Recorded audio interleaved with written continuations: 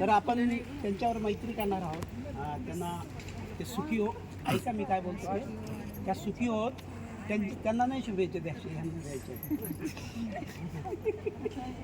ना. भविष्यामध्ये सद्धम्माचं श्रवण करण्याची संधी प्राप्त हो, अशा भावना आपण त्यांच्याकरता व्यक्त करायच्या आहे. व ह्या भावना व्यक्त करत असताना आपण सर्वजण डोळे बंद करणार आहोत आणि त्यांचे चित्र जे आता हालचाल करत आहेत ते चित्र आपल्या डोळ्यासमोर आणायचं आणि नसेल डोळ्यासमोर येत तर प्रत्यक्ष त्यांना आपण पहा आणि त्यांच्यावरती भावना व्यक्त करूया. आणि नंतर आपण 3 वेळेस शुभेच्छा गाथा बोलणार आहोत. त्या गाथा झाल्यानंतर 3 वेळेस साधू साधू बोलणार आहोत आणि साधुकार अशा पद्धतीनं लोकांपर्यंत गेलं पाहिजे. आणि त्याचबरोबर साधुकार बोलत असताना आपल्या हातातली पुष्प आहेत हे त्यांच्यावरती वर्षाव करायचा आणि नंतर टाळ्या वाजवायच्या जोरात. अशा पद्धतीनं आपण त्यांचा हे करूया, आजचा वाढदिवस साजरा करूया. आणि त्यानंतर जे सर्वांचा आवडता पदार्थ आहे तो आपण सेवन करू, त्यांच्या माध्यमातून देऊ आपण. तर सर्वांनी डोळे बंद करा, पुढे आला तर तरी चालेल आणि त्यांच्या जवळ येऊन वर्षाव करा. हां, भवतु सब्ब मंगलम रक्षन्तु सब्ब देवता सब्ब बुद्धानुभावेन सदा स्वस्ति भवन्तु ते. भवतु सब्ब मंगलम रक्षन्तु सब्ब देवता सब्ब धम्मानुभावेन सदा स्वस्ति भवन्तु ते. भवतु सब्ब मंगलम रक्षन्तु सब्ब देवता सब्ब संघानुभावेन सदा स्वस्ति भवन्तु ते. साधु साधु साधु. Happy birthday.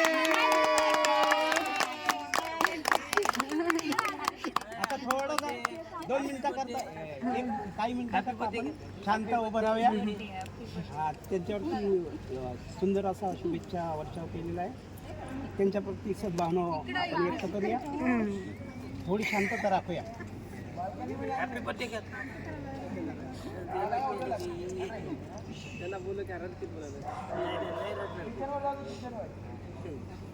यानंतर धम्मपालन गाथा होईल आणि नंतर केकचा कार्यक्रम चालू होईल. तर पुन्हा एकदा सर्वजण हात जोडून गुलुमुलू जॉइन युअर हँड्स. सब पाप अपरणं उपसंपदा सचित परियोदकं एतं बुद्धाद शासनं धम्मं चरे सुचरितं नतं सुचरितं चरे धम्मचारी सुखं सेति अस्मि योगे परं च न तावता धम्मधरो यावता बहुमासति यो च पंक्ति श्रुत्वानं धम्मं कायेन पश्यति सवे धम्मधरो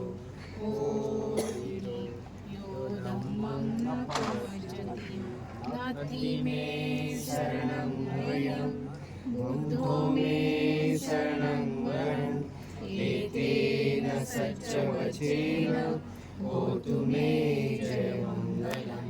नाति मे शरणं वयं धम्मो मे शरणं वरं एतेन सच्चवचेन होतु मे जयमङ्गलं.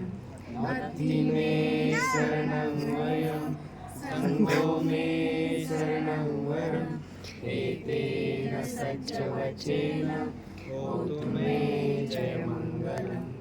नमो बुद्धाय नमो धम्माय